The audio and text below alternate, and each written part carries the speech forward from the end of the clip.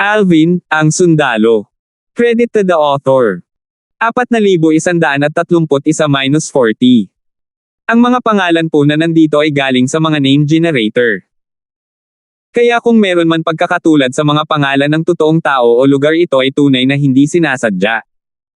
Ito ay isang pangunahing lihim. Sila ay umaasa sa ito upang lumago at lumaki. Ito ang kanilang paraan ng pagkita, kaya ang imposibleng ay reveal nila. Tumango si Terence.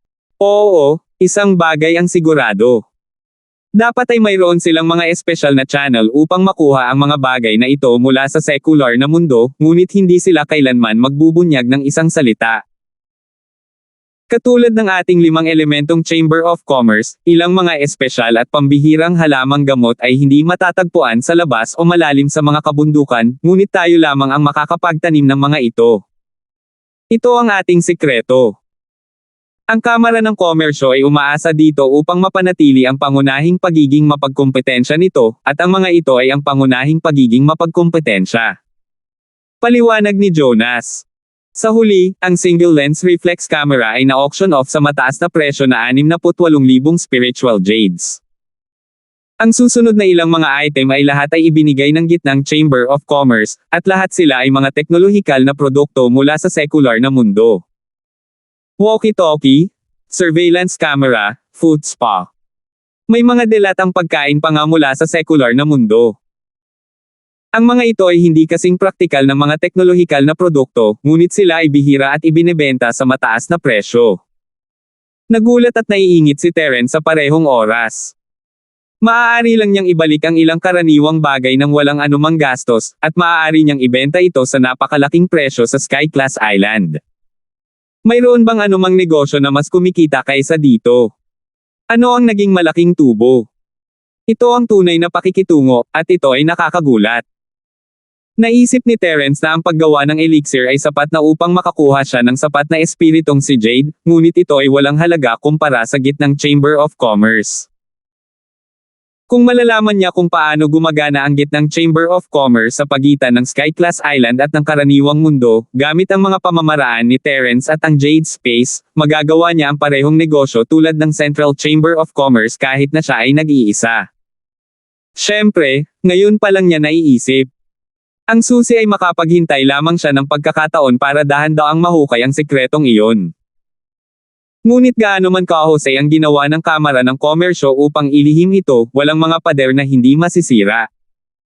Naniniwala si Terence na malalaman niya ang sikretong ito balang araw, at pagkatapos ay makakabalik siya sa karaniwang mundo. Simula sa single-lens reflex camera, mayroong kabuoang 10 item na lahat ay mga teknolohikal na produkto mula sa gitnang Chamber of Commerce.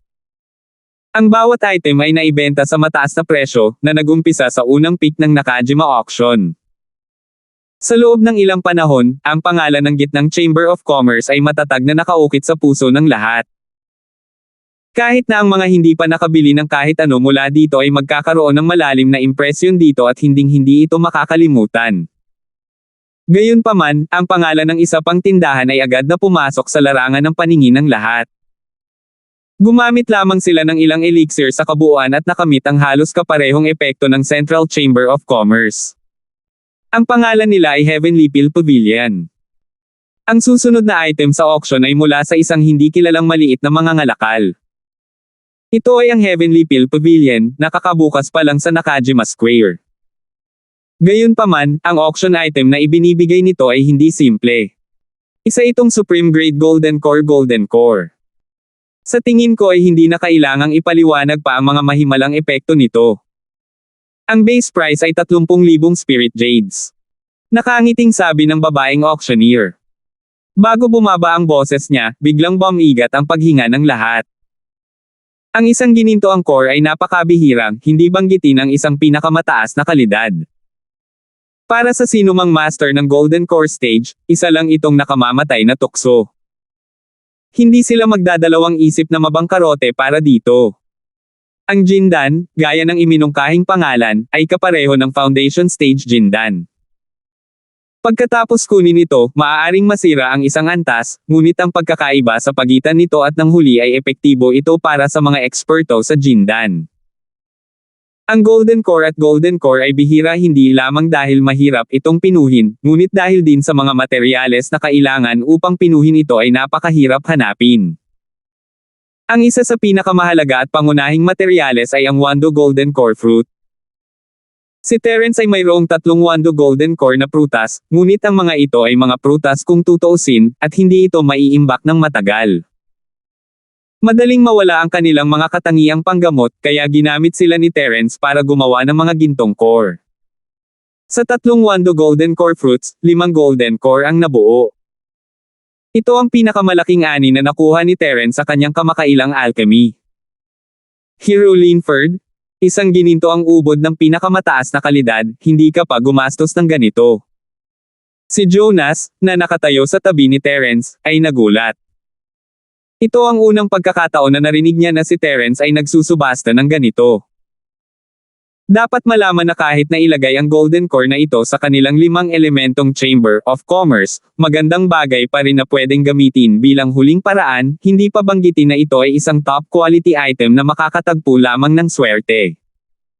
Hindi ko rin kayang gawin ito, ngunit alang-alang sa reputasyon ng Heavenly Pill na Pavilion, napilitan akong ibigay ang lahat. Kung hindi ka susuko, hindi mo mabibitag ang isang lobo. Sagot ni Terence na may mapait na ngiti. Ito ang katotohanan. Nang makitang palapit na siya ng palapit sa pagpasok sa entablado ng Jindan, walang sino man ang gugustuhin kunin ang yugto ng Jindan para sa auction. Sa mata ng sino mang normal na tao, iyon ay sadyang hanggal. Gayunpaman, kung ang isang peak-grade golden core ay maaaring ipagpalit para sa Skypill Pavilion na tumaas sa itaas, kung gayon hindi ito isang kawalan. Si Terence ay talagang naglagay ng maraming pera sa pagkakataong ito. 40,000 espiritual na jade. Ang laban na ito para sa Supreme Grade Golden Core ay itinadhana sa simula. Maaari lamang itong mahulog sa mga kamay ng malalaking putok sa A-Zone. Maiinggit lang ang mga tao sa ibang zona dahil wala silang kapital para gawin iyon. 50,000 espiritual na jade. 70,000 espiritual na jade. 90,000 espiritual na jade. Ang mga nakaraang bagay, maging ang mga teknolohikal na produkto ng gitnang Chamber of Commerce, ay nadagdagan lamang ng ilang libo. Ngayon, ito ay ang Supreme Grade Golden Core at Golden Core, at ang presyo ay tumaas ng 20,000 na nagpakulo ng dugo ng mga tao. Sa isang kisap mata, nalampasan na ng bid ang 100,000 spiritual jade mark na may hindi mapigil ang momentum, at tumataas pa rin ito ng husto. Walang nakitang kakaiba, dahil natural lang ito. Kahit na ang pinakamasamang kalidad na gininto ang core ay nagkakahalaga ng hindi bababa sa 30,000 espiritual na jade upang mabili mula sa 5 elemento ng Chamber of Commerce. Ang mas mahusay na kalidad ay nagkakahalaga ng 50,000 o higit pa. Kung ang Supreme Grade Golden Core na ito ay mahuhulog sa mga kamay ng isang mahuhusay na Golden Core Stage Master, maaari siyang direktang makalusot sa 1.5 level. Ang rate ng tagumpay ay mas mataas kaysa sa ordinaryong kalidad. Kung maaari niyang makuha ang kanyang mga kamay sa 100,000 espiritong si Jade, siya ay nagsusunog ng mataas na insenso. Nakakalungkot lang na ito ang Nakajima auction, at lahat ng nasa A-block area ay mula sa isang mayamang pamilya. Kung talagang nagustuhan nila ito, 100,000 spiritual jades lang ang panimulang presyo para sa kanila. Para sa ganitong uri ng magandang bagay na pinagnanasaan ng lahat, ang maagang yugto ng Jiedan na si Shenjin ay natural na naglaway ng walang tigil. Sa kasamaang palad, ang kanyang kabisera ay talagang hindi maihahambing sa mga young masters mula sa ibang mga sekta na may malalim na background. Nang makita niyang ang bid ay lumampas sa 100,000 espiritong si Jade, maaari na lamang siyang sumuko. Walang silbi ang pag-iisip pa, at maaari lamang niyang aminin ang pagkatalo kung wala siyang sapat na espiritong si Jade. Sa huli, ang Supreme Grade Golden Core ay napanalunan ng isang binata sa unang pavilion sa mataas na presyo na 170,000 espiritual na Jade. 4,132. Tiningnan siya ni Terence, malamang na malalim ang background ng binata. 170,000 espiritong si Jade, at hindi man lang siya nilingan sa simula.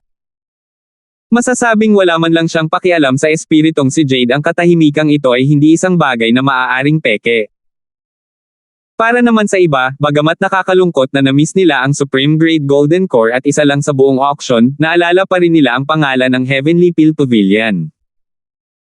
Lahat sila ay lihim na umaasa na sila ay sapat na mapalad na makahanap ng oras upang pumunta sa hindi kilalang maliit na tindahan at tingnan. Bagamat hindi ito masyadong sikat dahil ang Heavenly Peel Pavilion ay maaaring gumawa ng Supreme Grade Golden Core, maaaring may pangalawa. Sino ang nakakaalam? Pagkatapos noon, nagbigay din si Terence ng 3 peak grade Golden Core barrier breaking peels. Pareho sila sa mga Golden Core, pati na rin sa ika-5 baitang, ngunit ang kanilang mga presyo ay mas mababa kaysa sa mga peak grade na Golden Core. Ang huling presyo ng 3 Supreme Grade Golden Core barrier breaking peels ay 130,000 spiritual jades lamang. Ang lahat ng ito ay salamat sa Supreme Grade Golden Core Golden Peel na nagpapanatili sa lahat sa pagdududa. Kung hindi, mas mababa ang presyo. Ngunit hanggang sa puntong ito, ang makalangit na Elixir Pavilion ay nanalo na sa auction. Hindi lamang naibenta ang 4 na elixir sa mataas na presyo na 300,000 Spirit Jade, na nagpapahintulot kay Terence na kumita ng malaking halaga, ngunit ang pinakamahalagang bagay ay ang pangalang Heavenly Elixir Pavilion ay nakaukit sa puso ng lahat tulad ng gitnang Chamber of Commerce mula noon.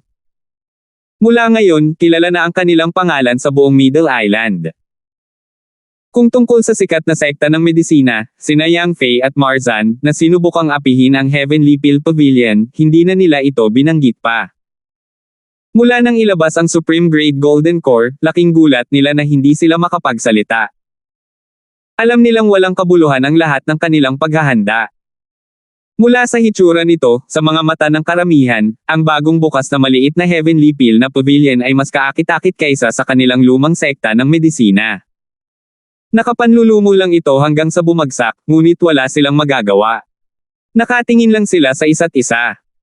Una, naroon ang tumataas na gitnang Chamber of Commerce. Pagkatapos, naroon ang hindi kilalang makalangit na Elixir Pavilion.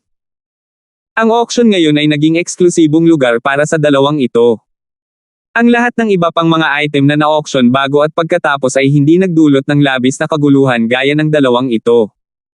Hindi sila nag-iwan ng malalim na impresyon gaya ng dalawang ito. Nagpatuloy ang auction sa maayos na paraan. Bagamat mayroon ding mga bihirang kayamanan na lumilitaw, hindi na ito kapansin-pansin tulad ng dati. Gayunpaman, nang malapit nang matapos ang auction, muling naglabas ng mabigat na balita ang gitnang Chamber of Commerce. Ang susunod na item ay ibinigay ng gitnang Chamber of Commerce. Ito ay napaka-espesyal. Ito ay hindi isang kayamanan, isang banal na sandata o isang tableta, o anumang bihirang kayamanan. Ito ay isang liham lamang. Sa puntong ito, sadyang huminto ang babaeng auctioneer. Sure enough, nagkakagulo ang mga tao. Nagliwanag ang kanilang mga mata nang marinig ang mga salitang Central Chamber of Commerce. Hindi nila inaasahan na ito ay isang liham. Anong uri ng kayamanan ito? Sa hindi inaasahang pagkakataon, nagulat sila sa sumunod na sinabi ng babaeng auctioneer. Dear guests, may mga kamag-anak ka ba sa secular na mundo? May mga ina po ba sila? May mga kaibigan ka ba? Kung meron man, gusto mo ba silang kontaken pero wala kang paraan? Kumaibot ang talukap ni Terence habang inaalala ang sikreto ng kamara ng komersyo. Nagkaroon siya ng magaspang na ideya kung ano ang ibig sabihin ng sulat. Itong liham na ibinigay ng Central Chamber of Commerce ay magbibigay sa iyo ng pagkakataong ito. Ito ay hindi isang regular na auction. Hanggat nagbabayad ka ng tuwid na presyo na 100,000 spiritual jade, magkakaroon ka ng pagkakataong magsulat at makipag-usap sa secular na mundo. Huwag mong isipin na ito ay isang scam, dahil ito ay isang two-way na serbisyo. Hanggat ang iyong sulat ay ipinadala sa secular na mundo, ang Central na Chamber of E-Commerce ay makakatugon din sa iyo sa gitnang Chamber of E-Commerce. Mga tao. Sabi ng babaeng auctioneer na nakakuha ng atensyon ng mga tao. Saglit na naging kakaiba ang kapaligiran sa bulwagan. Ang serbisyo ng paghahatid ng liham na ibinigay ng Sentral na Kamara ng Komersyo ay walang kabuluhan sa karamihan ng mga taong naruroon dahil wala silang kinalaman sa secular na mundo at natural na hindi na kailangang magsulat ng mga liham.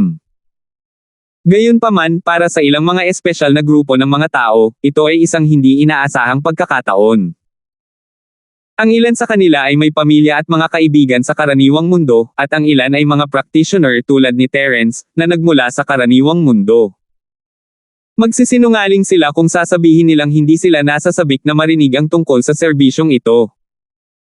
Gayunpaman, ang magbayad ng napakataas na halaga ng 100,000 espiritual na jade para lamang sa pagsulat ng isang liham ay sadyang napakahirap para sa sinuman.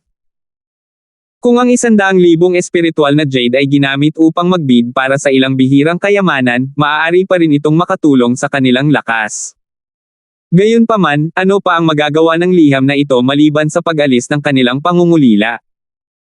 Madaragdagan ba nito ang kanyang pagkakataong mabuhay o madaragdagan ang kanyang lakas? Ang pag-aaksaya ng 100,000 espiritual na jade para lamang makapaghatid ng isang liham ay tiyak na isang scam. Walang gaanong tao na may ganoong katibay na pundasyon, at sa mata ng karamihan ng tao, isang tulala lang na may tubig sa utak ang gagawa ng katangahang bagay na magpapatahimik sa mga tao. Gayunpaman, pagkatapos ng ilang sandali ng katahimikan, sa wakas ay may kumuha ng pain. Ibilang mo ako, sabi ni Terence pagkatapos ng ilang pag-aalinlangan. Nakakuha siya ng 300,000 espiritu na si Jade mula sa auction, at habang ang 100,000 ay napakamahal, kaya niya pa rin itong bilhin. Upang sabihin ang katotohanan, ang mga iniisip ni Terence tungkol sa karaniwang mundo ay lumakas at lumakas sa nakalipas na 6 na buwan sa Sky Class Island. Halos araw-araw niyang iniisip ang sitwasyon doon, kung maayos ba ang lahat o kung may nangyaring hindi inaasahan.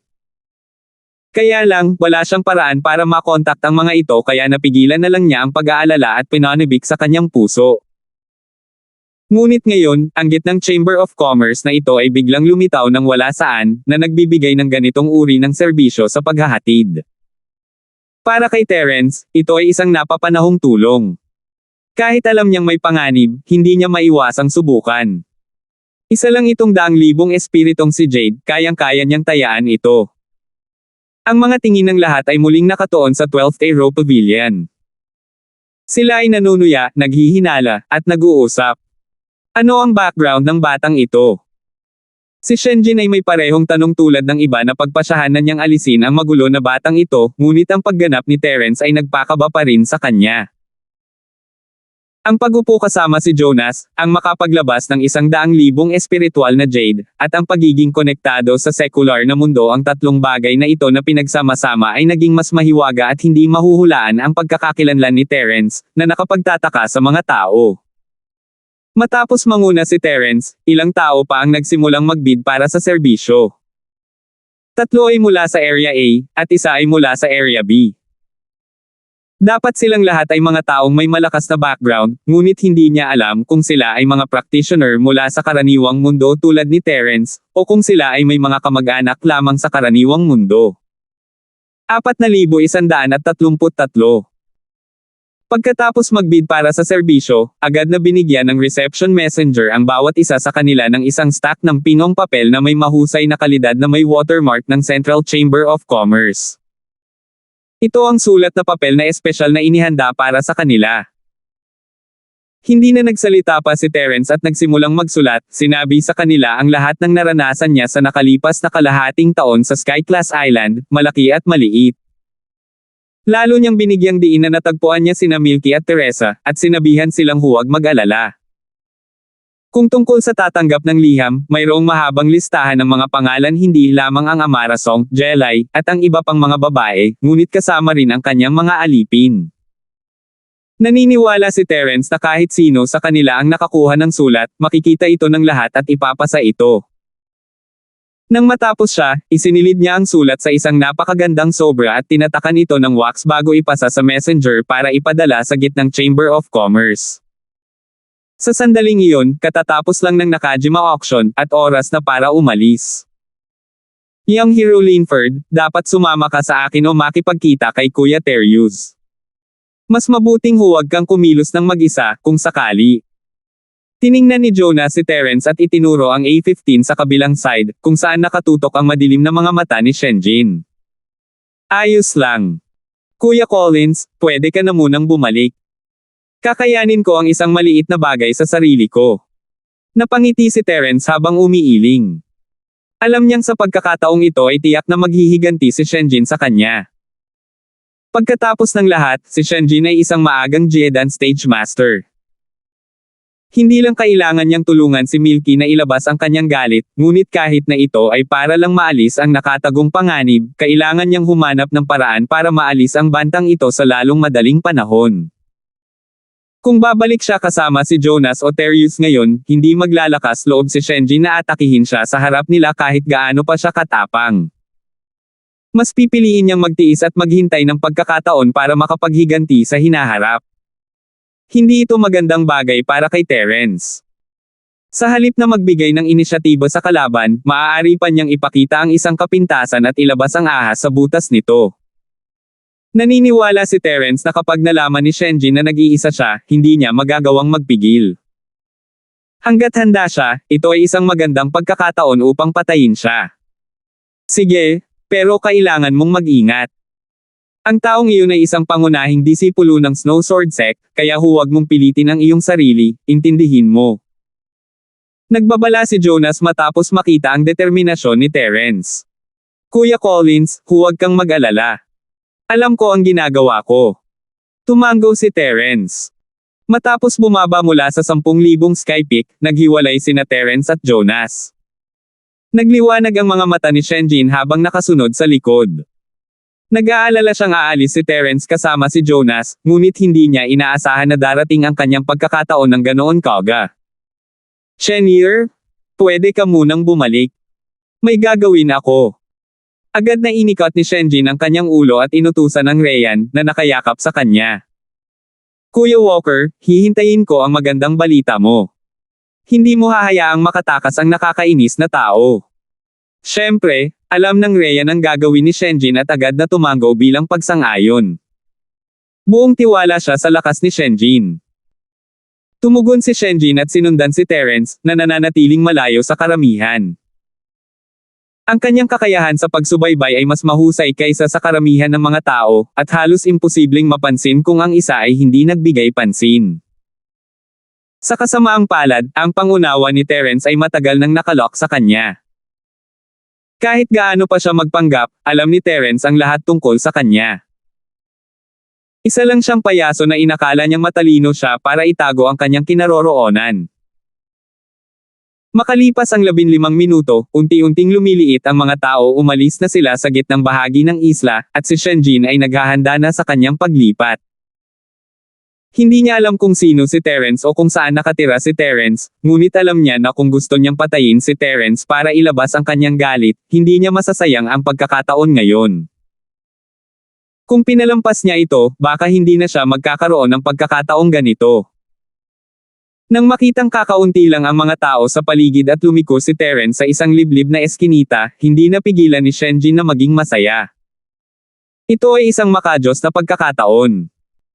Mabilis niyang hinabol siya at inipon ang kanyang chi, handang umatake. Gayunpaman, sa sandaling lumiko siya sa kanto at nakita ang bakanteng eskinita, natigilan si Shenjin. Isang multo. Saan nagpunta ang lalaking iyon? Bakit wala na? Sa sandaling ito, biglang lumitaw ang isang figure sa itaas ng kanyang ulo at lumipad pababa patungo kay Shenjin. Nagulat si Shenjin, lalo na nang makita ang mukha ng taong ito. Ang lalaking ito na biglang lumitaw ay ang martial artist na kinuha si Milky at sinaktan siya, si Terence Ford.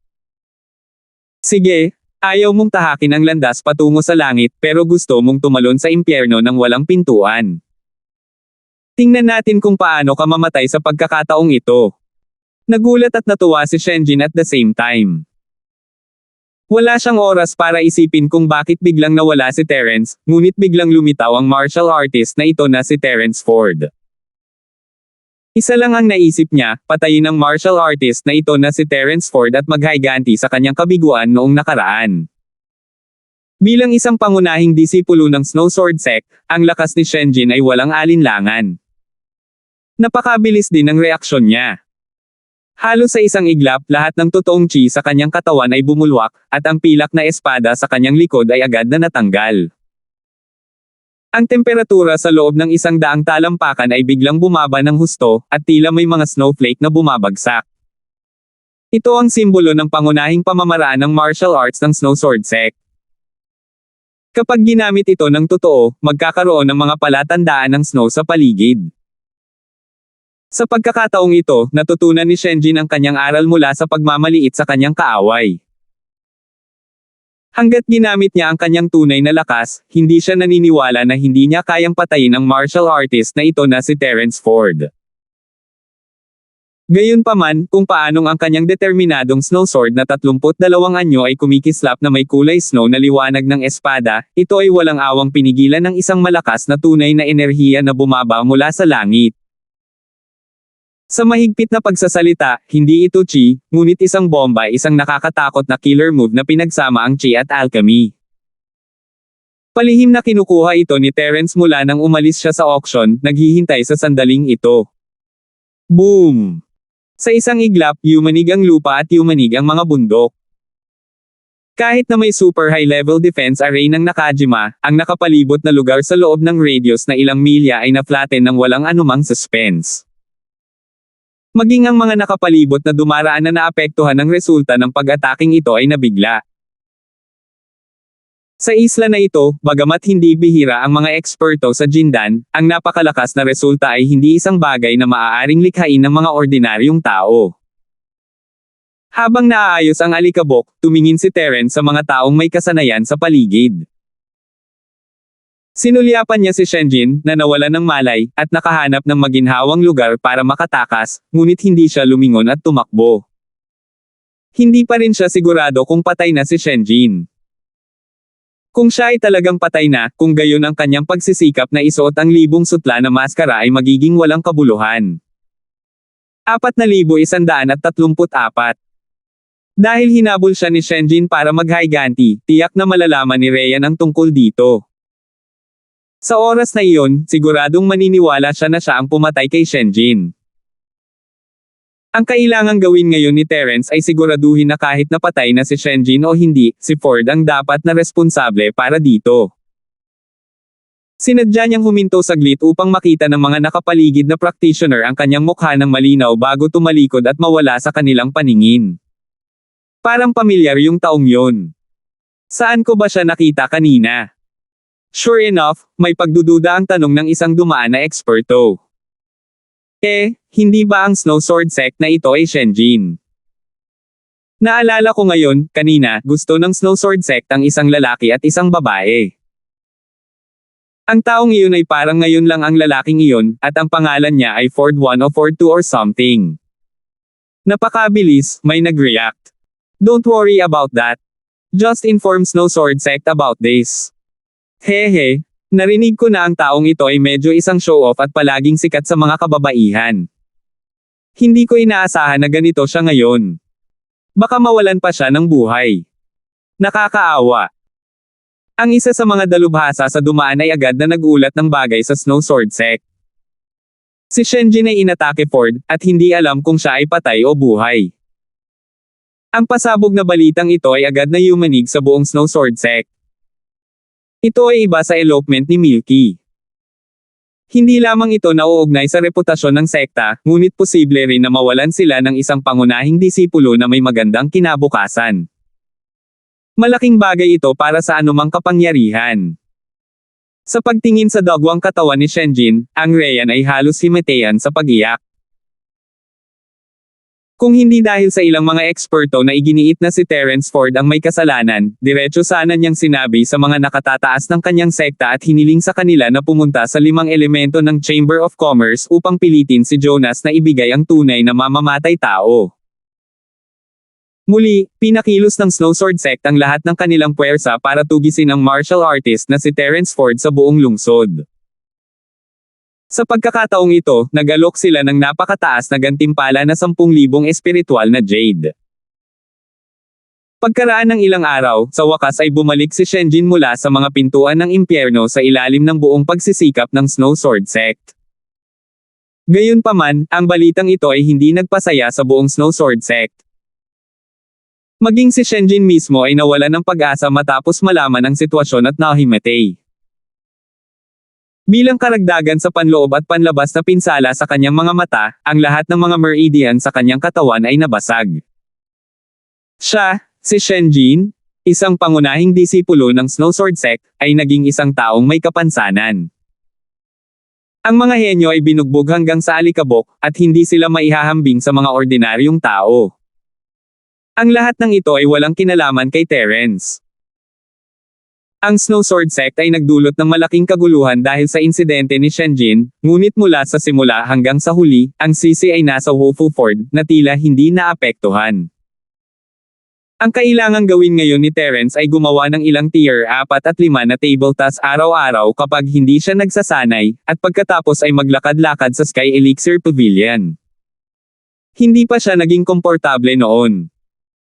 Matapos ipahayag ang auction, ang mga customer na pumunta sa Heavenly Pill Pavilion ay walang katapusan. Ang negosyo ng Heavenly Pill Pavilion ay hindi pa nagagawang maganda nitong mga nakaraang araw. Ang pang-araw-araw na benta ay halos umabot sa bilang ng araw ng pagbubukas. Kung ito ay magpapatuloy, ang negosyo ay magiging mas mahusay at mas mahusay. Ito ay ganap na nasa tamang landas, at pinasaya nito ang mga tao. Gayunpaman, habang si Terence at ang iba ay tuwang-tuwa, si Terius ay nakasimangot nitong mga nakaraang araw, kaya't wala siyang ibang pagpipilian kundi pumunta kay Terence para uminom. Kuya Terius, ano bang pinagkakaabalahan mo? Tanong ni Terence pagkatapos ng ilang inuman kasama si Terius. Si Terius ay palaging isang matigas na tao sa paningin ni Terence. Kaya pa niyang kumapit ng napakaraming taon pagkatapos masira ang kanyang mga meridian. Ang mga normal na bagay ay hindi dapat magpapadepress sa kanya. Hoy, Terence Lil Bro, talagang nalulumbay ako nitong nakaraang 2 araw. Pabago-bago ang relasyon ng tao, at pabago-bago ang mundo. Ang mga pabor ay hindi isang bagay na maaasahan mo, ikaw lang ang makakaasa sa huli. Sabi ni Terius na may mapait na ngiti. Kuya Terius, tell me, what happened? Tanong ni Terence. Akala ko makikita ko ang ilang matandang kaibigan sa gitnang island auction ilang araw na ang nakakaraan, ngunit wala sa kanila ang nagpakita. Kaya, kinabukasan pagkabalik ko, pumunta ako sa pavilion ng may-ari ng isla sa tuktok ng gitnang kaldero ng bundok. Gusto kong makita ang mga dati kong kaibigan at ibalik ang katayuan ko bilang may-ari ng Vice Island. Anyway, hindi na lang malaking problema ang mga pinsala ko. Sabi ni Terius habang umiinom. At saka, aksidente. Hulaan ni Terence. Ha? Ang kapatid mo? Akala ko, syempre, hindi ko inaasahan na tatanggihan ng Island Master ang hiling ko dahil sa pagliban ko sa Island Masters Pavilion nitong mga nakaraang taon. Gusto niya daw mag-meeting para pag-aralan ito. Ang pinaka-disappointed sa akin ay ang mga dati kong kaibigan, na Deputy Island Masters, lahat ay may masamang ugali. Wala akong balak magsalita at magsalita. Palaging iniisip na sila ay mga die-hard supporters. Galit na sabi ni Terius.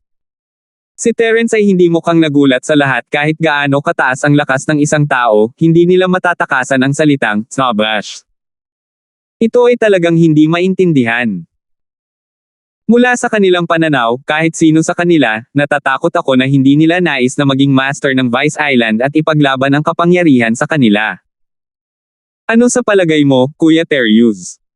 Sinuri ni Terence para sa kanya.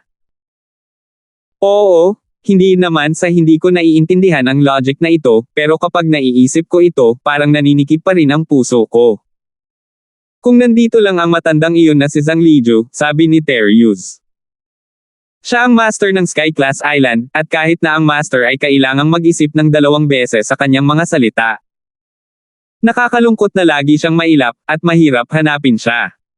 Kalimutan mo na ito. Sa aking palagay, malamang na ginagamit nila ito upang subukan ang iyong ilalim na linya, Kuya Terius. Gusto nilang malaman kung gaano kalakas ang iyong nabawi. Kapag nakita nila ito ng malinaw, natatakot ako na lalo silang maging malupit. Sabi ni Terence, umiling-iling. Hindi niya alam kung gaano kalakas si Terius ngayon, ngunit sigurado siyang malayo ang lakas ni Terius sa kanyang peak state. Kung hindi, hindi siya makakatagpo ng ganoong engkwentro. Sa huli, ang lakas ang nagpasya ng huling karapatang magsalita. Kung gusto niyang sumang-ayon ang mga taong iyon, tiyak na hindi siya makakaasa sa mga pabor. Sa pamamagitan lamang ng mabilis na pagbawi ng kanyang lakas ay ang tamang paraan upang pumunta. To be honest, naibalik na ang lakas ko sa peak ng late or score stage. Isang hakbang na lang ang layo ko para makabawi sa nascent soul stage. Ngunit ang huling hakbang na ito. Sigh. Walang magawa si Terius. Sa kanyang lakas sa pakikipaglaban, ang kompletong Golden Core Realm ay talagang hindi mahina, ngunit isang hanggal na pangarap na ibalik ang katayuan ng Deputy Island Master ng Nakajima. Ang susi ay hindi agad maibabalik ang kanyang lakas kahit na gusto niya. Sa mga tagumpay ni Terius, madali niyang maibabalik ang anumang bagay sa ibaba ng Yuanying stage. Gayunpaman, ang Yuanying stage ay malapit na sa kanyang peak state. Napakahirap tumawid sa loob ng maikling panahon. 4,135. Naniniwala siya na hanggat nabibigyan siya ng sapat na oras, maibabalik ni Terius ang dating kaluwalhatian nito. Gayunpaman, kung iyon ang kaso, wala siyang ibang pagpipilian kundi ang itali ang kanyang buntot sa pagitan ng kanyang mga binti pansamantala. May iba pa ba? Tanong ni Terence. Kung narito ang matandang si Zhang Liju, maaari kong hilingin sa kanya na tulungan ako sa Golden Core. Sa aking foundation, magagawa ko ito ng sabay-sabay, ngunit ngayon. Napakamot ng ulo si Terius nang walang magawa. Ang gininto ang ubod ng namumuong kaluluwa. Anong ranggo ang tabletang iyon? Patuloy na tanong ni Terence. Mula nang matagumpay niyang ginawa ang Golden Core, ang napakahirap na 5th level pill, ang kanyang kumpiyansa sa paggawa ng elixir ay tumaas ng malaking halaga. Kahit na hindi pa niya ito narinig, tiwala siya na kaya niya itong subukan. Ika-6 na baitang. Bukod dito, hindi iyon ordinaryong ika-6 na baitang, ngunit napakahirap na ika-6 na baitang. Sa pagkakaalam ko, si Zhang Liju lamang ang nag-iisa sa buong Hall of Dan na may kumpiyansa na gumawa ng level 6 na Golden Pill. Ang iba, tulad ni na Bro Jerry at Bro Collins, ay mga dalubhasa rin sa paggawa ng Dan, ngunit hindi sila kasing galing sa kanya. Level 6. Nag-alinlangan si Terence. Sa mga kakayahan niya ngayon, nakakagawa lang siya ng level 5 na pill sa pinakamaraming. Bakit hindi ko subukan?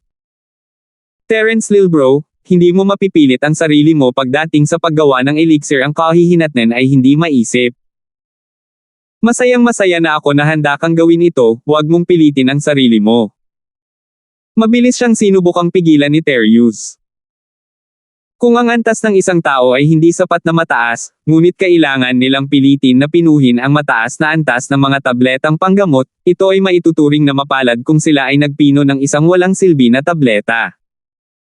Kung hindi sila mag-iingat, maaari silang magdulot ng trahedya tulad ng pagsabog ng Pogan. Iyon ay magiging isang malaking biro. Ayos lang. Naisip ko ring subukan kung may kakayahan akong pinuhin ang isang pang-6 na ranggo na tableta. Ngumiti si Terence. Hindi na niya hinintay na magpatuloy si Terius at pumunta siya sa Jonas para kumuha ng recipe para sa level 6 elixir, kasama ang mga kaukulang materyales. Ito ay hindi isang gintong elixir ng nascent formation, ngunit ang pinakasimpleng uri ng entry-level na 6th grade elixir, ang 6th grade nascent strength N ng elixir, na espesyal na ginamit upang patatagin ang Yuanying stage.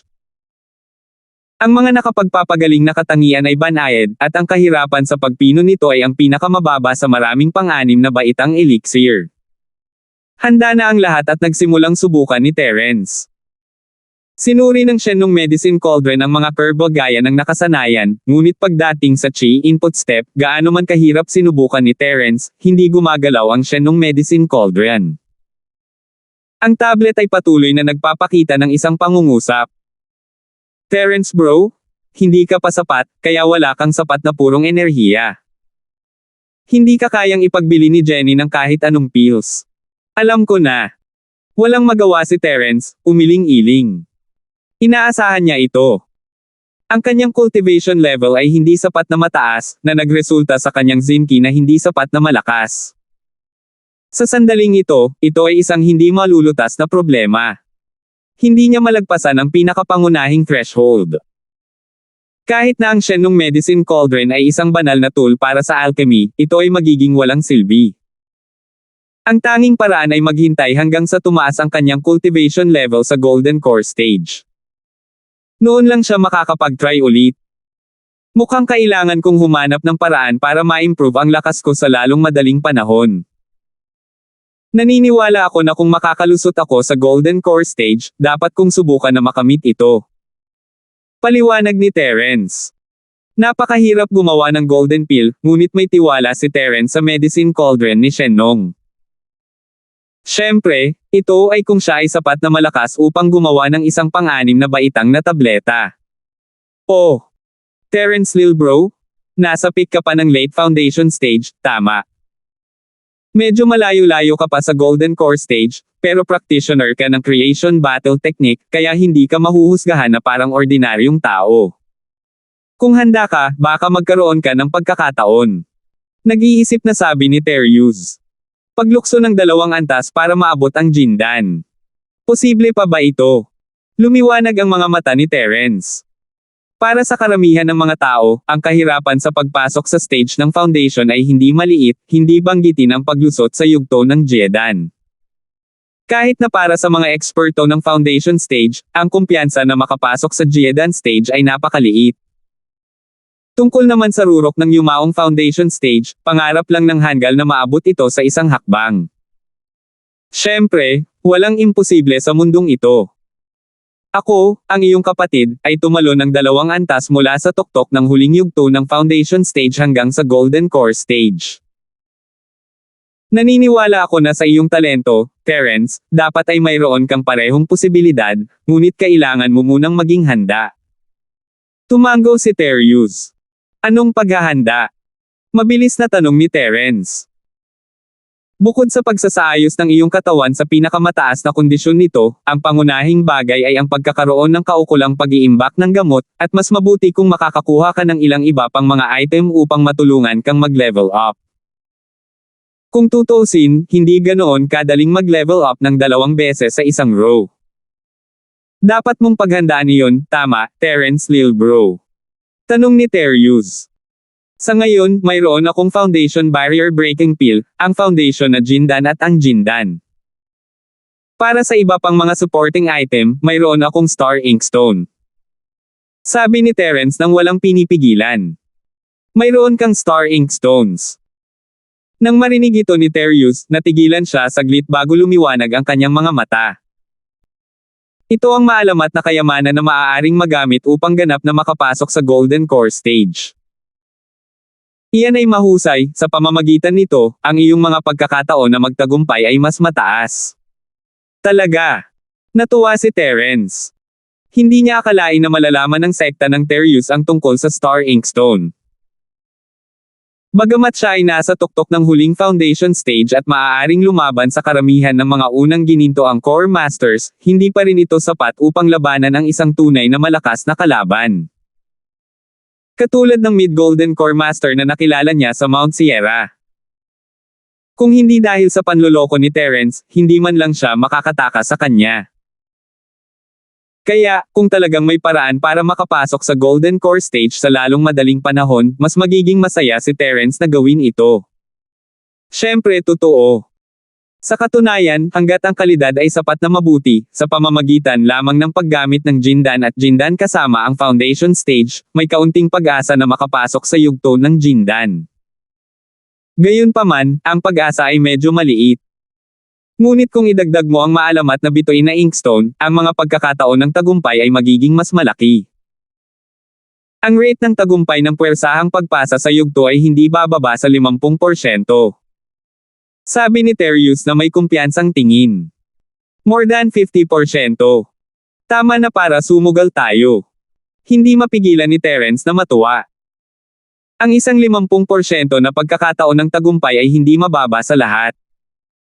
Bukod dito, hindi siya kailanman naging isang tao na naghahangad ng katatagan sa lahat ng bagay. Kapag oras na para makipaglaban, lalaban siya. Hindi siya magdadalawang isip sa mga oras na ganito.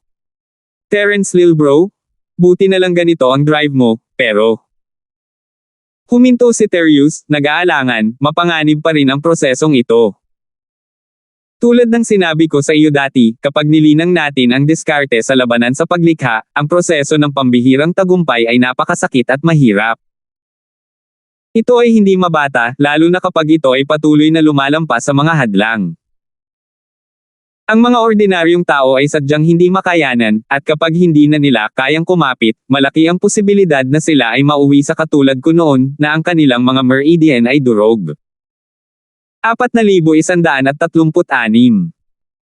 Kuya Terius, hindi naman basta-basta ang tingin mo sa bad side ng lahat, kailangan mo ring tingnan ang good side, di ba? 50% chance, hindi naman siguro ako masyadong miserable, di ba? Sabi ni Terence na may kumpiyansang ngiti. Kung maaari kang magtagumpay, iyon ay para sa pinakamahusay. Gamit ang bituin na inkstone at ang iyong potensyal, taya ako na ikaw ang magiging pinakamalakas na Golden Core Stage Master. Walang sino man sa iyong antas ang makakalaban sa iyo. Nag-aapoy ang mga mata ni Terius, ngunit medyo nag-aalala pa rin siya.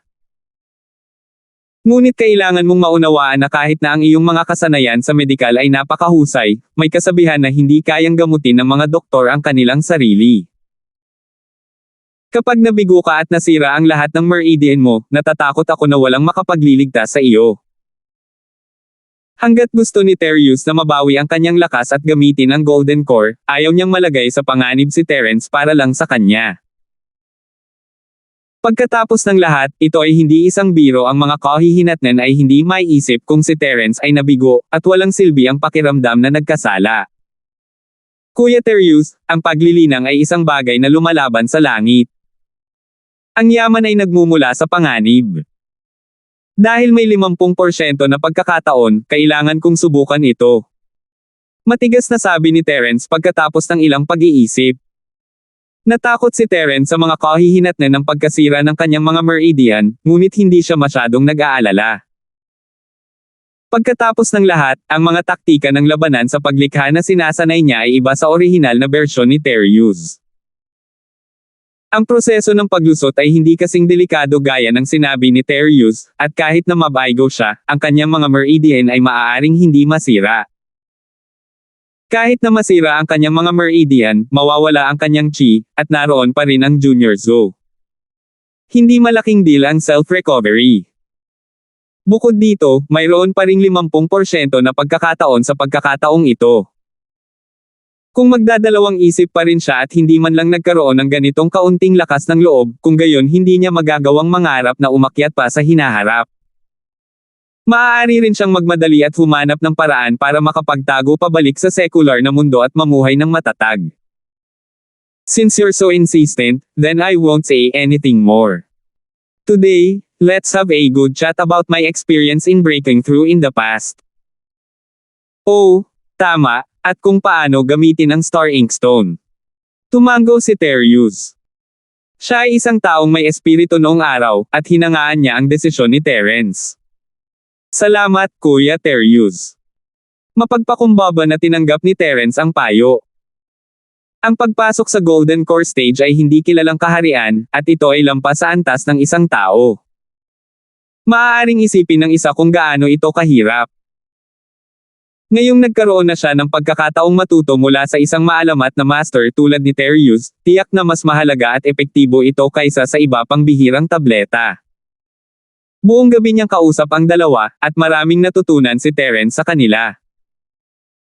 Hindi lang nila siya binigyan ng paraan para maabot ang Golden Core, binigyan din siya ng maraming mahalagang karanasan. Sa kasalukuyang lakas ni Terius, maaari niyang pag-usapan kung paano makapasok sa Golden Core Stage mula sa mas mataas na pananaw. Kung ikukumpara sa sarili niyang paggalugad noon, ang itinuturo niya kay Terence ngayon ay hindi lamang nagkaroon ng mas mataas na pagkakataong magtagumpay, ngunit pinahintulutan din ito si Terence na maghukay ng higit na potensyal kaysa dati. Matapos ayusin ang kanyang katawan sa pinakamataas na kondisyon nito, nagpasya si Terence na pumasok sa closed-door training para makalusot. Para naman sa makalangit na Elixir Pavilion, marami na siyang ginawang elixir sa mga araw na ito, sapat na para tumagal ng ilang sandali. Naniniwala siya na kakayanin ito ni Teresa at Milky. Gayunpaman, hindi kaagad sinubukan ni Terence na tumawid gamit ang landas ng paraan ng paggalaw ng langit pagkatapos niyang mag-isa. Gusto niya muna itong kumpirmahin sa multo. Pagkatapos ng lahat, ang taong ito ay isang supermaster, at ito ay isang handa na. Sayang kung hindi magtanong. Senior, sigurado akong narinig mo na ang sinabi ni Kuya Terius. May kailangan pa ba akong gabayan mo? Tanong ni Terence. Hehe, si Terius ay isa sa iilang master sa Middle Island. Sa kanyang personal na paggabay sa iyo upang makapasok sa Jindan, paano magkakaroon ng anumang mga pagkakamali? Siya ay isang tao at ako ay isang espiritong hayop kaya siya ang may pinakamaraming masasabi sa ganitong uri ng bagay. Bukod dito, siya ay naglilinang ng isang diskarte sa pakikipaglaban sa paglikha. Hindi ko man lang napag-usapan ang lahat ng aspetong ito, sabi ko. Kung gayon, magsisimula akong maghanda para sa aking tagumpay. Tumango si Terence. Sandali lang, wala akong masyadong masasabi tungkol sa creation battle art. Gayunpaman, hindi niya sinabi sa amin kung paano gamitin ng buo ang Star Inkstone. Kung gagawin namin ang sinasabi niya, bagamat hindi imposible, tiyak na hindi namin mailalabas ang buong epekto ng Star Inkstone. Ang malagim na bagay ay biglang naputol. Oh! Nagulat si Terence. Sinabi sa kanya ni Terius na ang Star Inkstone ay naglalaman ng kapangyarihan ng mga bituin, at hanggat nasisipsip niya ito sa panahon ng pambihirang tagumpay, ang Golden Core na nabuo niya ay magiging mas matatag at matigas kaysa sa ibang Golden Core Masters. Maging ito ay atake o depensa, ito ay magiging mas malakas kaysa sa ibang mga masters ng parehong antas. Sa totoo lang, hindi mo masisisi si Terius na hindi niya maipaliwanag ang lahat. Kung tutuusin, ang Star Inkstone ay napakabihirang.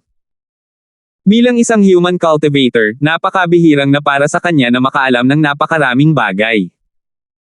Gayunpaman, ayon sa kanyang pamamaraan, higit sa lahat, maaari lamang siyang bumuo ng kalahati ng mga epekto at hindi maituturing na isang perpektong tagumpay. Ang sabi ng makamulto.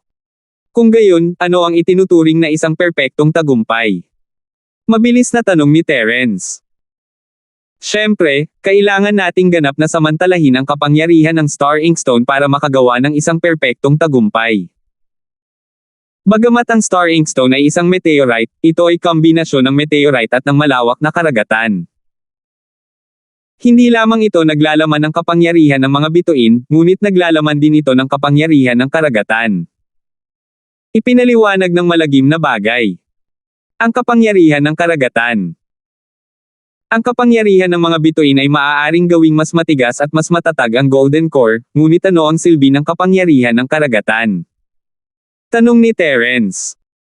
Ang tinatawag na karagatan ay maaaring maglaman ng lahat ng bagay kapag ito ay hindi pa rin, ngunit kapag ito ay inilipat, ito ay maaaring maging sanhi ng malalaking alon na lumundag sa kalangitan. Sa makatuwid, ang kapangyarihan ng karagatan ay maaaring magbigay daan sa iyong Jindan na magkaroon ng mas maraming mga variable at mas maraming mga posibilidad. Higit sa lahat, maaari itong gawing mas pino at mas makapangyarihan ang iyong espiritual na kahulugan kaysa sa mga eksperto sa parehong antas. Ang makamulto na bagay ay huminto at sinabing, kung ang kapangyarihan ng mga bituin ay nagpapataas sa matigas na kapangyarihan ng iyong ginintoang core, kung gayon ang kapangyarihan ng karagatan ay nagpapataas ng malambot na kapangyarihan ng iyong ginintoang core.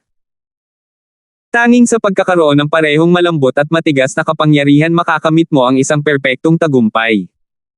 Kita ko. Kung gayon paano ko mahihigop ang kapangyarihan ng karagatan? Tulad ng pagsipsip ng kapangyarihan ng mga bituin, maaari ko ba itong mapahamak sa aking tunay na enerhiya? Tanong ni Terence. Siyempre hindi. Ang kapangyarihan ng karagatan ay hindi kasing hirap ng kapangyarihan ng mga bituin.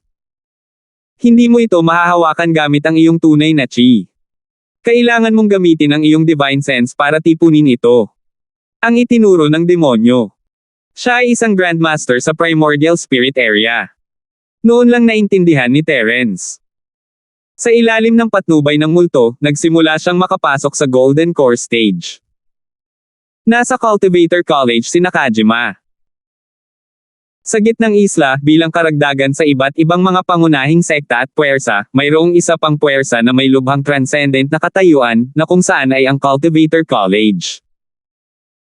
Kung titingnan ng buong Middle Island, ang Cultivator College ay walang alinlangan ang pinakamataas na antas ng kolehiyo. Halos lahat ng mga pangunahing disipulo ng malalaking sekta ay pupunta rito kapag sila ay nasa Golden Core Stage. 4,137. Dito, hindi lamang naroon ang patnubay ng matagal ng chancellor ng akademya, ngunit kung matagumpay na makapagtapos dito, mayroon ding pagkakataon na matiyak na may padala sa silangang isla para sa karagdagang pag-aaral. Kapag sila ay bumalik sa sekta o pamilya, tiyak na sila ay magiging isang tanyag na kandidato para sa susunod na pangunahing figure. Sa katunayan, hindi bababa sa 7 sa 10 sa mga nangungunang boss sa gitnang isla ang may mga kwalifikasyon para mag-aral sa East Island. Sa makatuwid, kung magkakaroon sila ng pagkakataong pumunta sa East Island, nangangahulugan ito na magkakaroon sila ng meteoric rise, na siyang pinakamagandang pagkakataon na pangarap lamang ng lahat ng mga magsasaka. Kamakailan, tinanggap ng Cultivator College ang isang kapana-panabik na kaganapan. Iyon ay ang kanilang High Chancellor, Nantian Polaris, na kamakailan ay matagumpay na nakalusot sa kaharian ng buong bilog ng orihinal na antas at na-promote sa isa sa iilang masters ng Profound Stage sa gitnang isla. Ang isang master ng Profound Stage ay nasa tuktok na ng Sky Class Island. Kung hindi, si Terius, na nasa tuktok lamang ng orihinal na antas, ay hindi maaaring maging Deputy Island Master ng gitnang isla. Siyempre, ang kakayahan ng Terius na patayin ang mga nasa mas mataas na antas ng paglilinang ay hindi mahuhusgahan ng may sentido komon. Gayunpaman, ito ay sapat na upang ipakita kung gaano nila pinahahalagahan ang mga eksperto sa Profound Stage. Ang apela at impluwensya ng sinumang master sa Profound Stage ay talagang hindi dapat maliitin. Sa mga nagdaang taon, sa patuloy na pagtaas ng katayuan ng mga kolehiyo ng magsasaka sa Nakajima, ang karapatang magsalita ng natural ay patuloy na lumawak. Ang mga boses ng pagpili ng mga kinatawan ng kolehiyo mula sa kanila upang maging Deputy Island Master ng Nakajima ay kamakailan lamang ay tumataas tulad ng pagtaas ng tubig. Nagkataon, dahil sa maraming taon na kawalan ng makalangit na landas, ang posisyon ng Vice Island Master ay nabakan, na nagbigay ng pinakamagandang pagkakataon para sa Cultivator College na makapasok sa pinakamataas na bilog ng kapangyarihan sa gitnang isla. Sa orihinal, ang Dean ang pinaka-perpektong figure ng kinatawan. Ano man ang lakas o katayuan, siya ay ganap na karapat-dapat sa posisyon ng Deputy Island Master. Gayunpaman, ang taong ito ay may parehong birtud bilang ang Diyos ng alchemy na si Zhang Lijiu, na noon pa man ay mailap. Siya ay hindi angkop o interesado sa posisyon ng Deputy Island Master. Bilang karagdagan sa kanya, mayroon lamang 2 tao sa buong kolehiyo ng Cultivator na may mga kwalifikasyon. Ang isa ay ang Managing Vice Principal, Lang Qiufeng, at ang isa ay si Nantian, na itinalaga bilang Vice Principal dahil katatapos lang niya sa Profound Stage. Kahit na mayroon ding mga Profound Stage experts sa iba pang grupo, kung gusto nilang kumatawan sa Cultivator College at maging Deputy Island Master ng Nakajima, kakailanganin nila ang walang kapantay na impluwensya at koneksyon. Ito ay hindi lamang tungkol sa lakas. Para naman kay Lang Qiufeng at Nantian, na pinakasikat, kahit na mas malakas ang una, siya ay isang tunay na scholar at martial fanatic. Wala siyang alam sa mga taktika, at malayo siya sa pagiging kasinggaling ni Nantian sa pag-aaral. Kung walang aksidente, si Nantian, nakakasulong pa lang sa Profound Stage, ay may mas mataas na tsansa na manalo. Sa core residence ng Cultivator College, sa isang secret room, 2 tao ang nakaupo sa tapat ng bawat isa. Nagiinuman sila at nagkukwentuhan. Ang 2 taong ito ay pamilyar na mukha kay Terence. Isa si Nantian, Chancellor Nantian na minsan ay napunta sa sekular na mundo. Ang isa pa ay si Tsunami, na naging manager ng North Island ng Central Chamber of Commerce. Binabati kita, matandang kaibigan na si Nantian. Hindi lamang ikaw ay lumago ng mas malakas sa oras na ito, ngunit ikaw ang naging bise din tulad ng nais mo. Halika, iinom muna ako bilang paggalang. Si Tsunami ay nag-toast sa kanya na may masayang mukha. Haha, Manager C, you're being too polite. Kung hindi dahil sa iyong Central Chamber of Commerce na nagbibigay sa akin ng milyon-milyong spiritual jades para bilhin ang mga boto ng mga academies na ito, hindi ako magiging deputy din ng ganoon kabilis, lalo na ang swabe. So, I should be toasting you with this cup to express my gratitude. Mayabang natawa ni Nantian Polaris. Pumalakpak siya ng baso na may si Tsunami at sabay-sabay na uminom ng alak. Old friend Nantian, masyadong seryoso ang mga salita mo. Ang aming pagkakaibigan ay kapwa kapaki-pakinabang. Hindi na kailangang pasalamatan ako. Pinapagamot mo ako tulad ng isang tagalabas, kaya kailangan kitang parusahan ng inumin. Sabi ni si Tsunami, nagpapanggap na hindi masaya. Sige, sige, sige. Tatanggapin ko ang parusa ko, tatanggapin ko ang parusa ko. Tumawa si Nantian Polaris at uminom ng isang tasa ng alak. Mas ganon. Noong nasa Hong Chamber of Commerce pa ako, hindi ba, ang dati kong kaibigang Nantian, ay espesyal na hinihila mo ang mga tao para bumili ng maraming order mula sa Hong Chamber of Commerce para matulungan akong maging manager ng North Island branch. Tatandaan ko ang lahat ng pabor na ito sa puso ko, at hindi ko ito malilimutan sa buhay na ito. Tinapik ni Tsunami ang kanyang dibdib at sinabing, hehe, maraming taon na kaming mga kaibigan. Kakasabi mo lang na outsider ako, ngunit ngayon ay iyong oras na. Kailangan mong uminom bilang parusa. Nakangiting sabi ni Nantian. Inaamin ko, inaamin ko. Tumawa ang Tsunami at sinabing, ngayon na ako ang North Island shopkeeper ng Central Chamber of Commerce, maaari akong magkaroon ng maraming espiritual na jade hanggat gusto ko at magkaroon ng mahusay na autonomiya.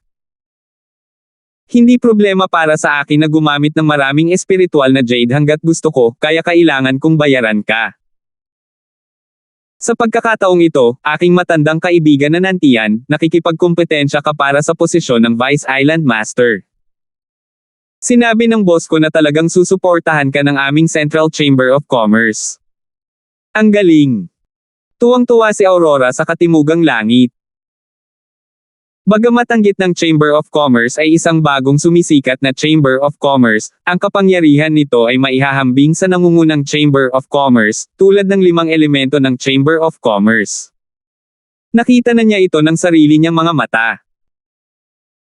Upang makuha ang buong suporta ng Central Chamber of Commerce, naniniwala si Nantian Polaris na ang kompetisyon para sa posisyon ng Nakajima Deputy Island Master ay masasabing nasa bag. Naniniwala ako na sa kapangyarihan ng ating Central Chamber of Commerce at sa iyong kakayahan, matandang kaibigang Nantian, tiyak na ikaw ang magiging Vice Island Master ng Nakajima. Halika, magdiwang tayo ng maaga. Tara na. Nangako si Hai Xiao. Sige. Tara na. Natuwa si Nantian Polaris. Ilang taon na niyang inaabangan ang posisyong ito, ngunit hindi siya nang ahas na mag-isip ng labis. Ngayon, malapit nang magkatotoo ang kanyang pangarap. Gayunpaman, may kailangan akong sabihin sa iyo ng maaga, ang dati kong kaibigang Nantian. Kung magtagumpay ka sa pagkakataong ito, kailangan mong sumama sa akin upang bisitahin ang aming amo. May problema ka ba dyan? Si Tsunami biglang sabi. Walang problema, walang problema. Sa hinaharap, ang iyong Central Chamber of Commerce at ako ay nasa parehong bangka. Ito ang dapat kong gawin. Sumangayon ang Southern Sky Aurora. Well, that's good. I was afraid that you wouldn't be happy. Tumawa si Tsunami. Alam na alam niya ang ibig sabihin ng kanyang amo. Kung talagang pinuntahan siya ng Southern Sky Aurora, sila ay nasa parehong linya sa hinaharap. Walang makatakas. Hindi pa rin alam ni Nantian Polaris ang tungkol dito. Gamit ang kanyang utak, bagamat hindi siya ganap na nababantayan laban sa mahiwagang sentral na Chamber of Commerce na ito, siya ay nabulag ng kasakiman. Siya ngayon ay ganap na nalubog sa kasabikan ng pagiging Deputy Island Master ng Nakajima, na isang maluwalhating posisyon na pinangarap ng hindi mabilang na mga magsasaka. Nagkaroon ng kota para sa posisyon ng Deputy Island Master ng Nakajima, at matagal na itong napunan, kaya walang dagdag na posisyon. 4,138. Walang pagbabago sa paglipas ng mga taon. Kahit na ang mga tinig ng mga kultibasyong paaralan na pinipili ay palaging napakataas, hindi ito naging totoo. Sa makatuwid, kahit na siya, ang Southern Heaven Aurora, ay nagawang makalusot sa mahiwagang yugto ng Ascension, mapapanaginipan lamang niya ito. Hindi siya magkakaroon ng pagkakataong manalo. Gayunpaman, palaging may mga aksidente. Ang pinsala at pangmatagalang pagkawala ni Terius ay naging sanhi ng kanyang posisyon bilang master ng Vice Island na nasa bingit ng pagbagsak. Hindi lamang ito nagbigay ng dahilan sa lahat, ngunit nagbigay din ito ng kislap ng pag-asa sa Southern Heaven Aurora na palitan siya. Sa suporta ng Central Chamber of Commerce, determinado si Nantian Polares na makuha ang posisyon ng Nakajima Vice Island Master. Habang ang Southern Sky Aurora at si Tsunami ay nagbabalak para sa Vice Island Master position, si Terence ay abala sa pagpasok sa Heavenly Elixir Pavilion. Hanggat matagumpay na makapasok si Terence sa Golden Core Stage, makakagawa siya ng Golden Core para sa Terius. Hanggat ang lakas ni Terius ay makakabawi sa loob ng maikling panahon, kung gayon sa kanyang lakas na maaaring pumatay sa Profound Master sa ilang segundo, walang sino man ang maaaring maghangad sa kanyang posisyon bilang Vice Master. Sa harap ng ganap na lakas, lahat ng mga Pukana at Pandaraya ay biro lamang. Siyempre, ang lahat ng ito ay batay sa premise na matagumpay na mabuo ni Terence ang kanyang core. Ang kahirapan at panganib na makalusot mula sa tuktok ng huling yugto ng Foundation Stage hanggang sa Golden Core Stage ay hindi isang bagay na kayang hawakan ng kahit sino. Ang unang yugto ng pagsasanay ni Terence ay medyo maayos. Matapos ayusin ang kanyang katawan sa tuktok nito, ang una niyang ginawa ay uminom ng 3 Supreme Grade Foundation level na Golden Pills. Sa isang maikling sandali, ang lakas ng purong chi ni Terence ay tumaas ng isang buong antas, na agad na tumago sa tuktok ng huling stage ng Foundation at papalapit sa buong Foundation Stage. Sa kaharian ng pagtatayo ng pundasyon, ang bawat tuktok ay isang napakahirap na threshold. Ito ay pareho mula sa tuktok ng maagang yugto hanggang sa gitnang yugto, mula sa tuktok ng gitnang yugto hanggang sa huling yugto, at mula sa tuktok ng huling yugto hanggang sa pagtatapos. Sa kabutihang palad, si Terence ay may ilang mataas na kalidad na Foundation Stage Golden Pills. Ang katangi-tanging damong kumakain ng puso ay bihira sa North Island, ngunit karaniwan ito sa gitnang isla. Tinulungan ni Jonah si Terence na makakuha pa. Bilang karagdagan sa kanyang sariling talento at foundation, ang threshold na ito na natigil sa loob ng mga dekada o kahit na sa buong buhay niya ay halos masira sa kanyang mga kamay. Kung siya ay tumigil ngayon, siya ay magiging isang tunay na foundational na paragon, ngunit ito lamang ang pinakapangunahing paghahanda para sa isang taong naglalayong makapasok sa Golden Core Stage, hindi ito ang appetizer. At pagkatapos, nang hindi naghihintay na mag-stabilize ang chi sa kanyang katawan, nagsimula si Terence sa pangalawang hakbang, na siyang pinakamahalagang hakbang sa pambihirang tagumpay na ito pagkuha ng isang Supreme Grade Golden Core. Ito ay isang pamamaraan na ibinigay sa kanya ng sekta ng makalangit na landas. Tinawag itong, in one go, gagamitin niya ang momentum mula sa matagumpay na pambihirang tagumpay hanggang sa perpektong foundation establishment realm at sasamantalahin ang oras na ang tunay na chi sa kanyang katawan ay nasa tuktok nito upang makapasok sa Golden Core realm sa isang pagkakataon. Ito ang dahilan kung bakit iminungkahi ni Terius si Terence na tumalon sa mga antas upang maabot ang ginintoang core. Bagamat tila mas mataas ang panganib kaysa sa hakbang-hakbang, ang katotohanan ay para sa isang tunay na henyo, ang antas ng tagumpay ay mas mataas. Kaka-rating lang sa foundation stage, hindi pa rin matatag ang Zenki na kalalabas lang sa katawan. Ito ay nasa pinakaaktibo at pinakamasigla. Sa oras na ito, ang posibilidad na makalusot sa Jindan ng sabay-sabay ay mas mataas kaysa sa hakbang-hakbang.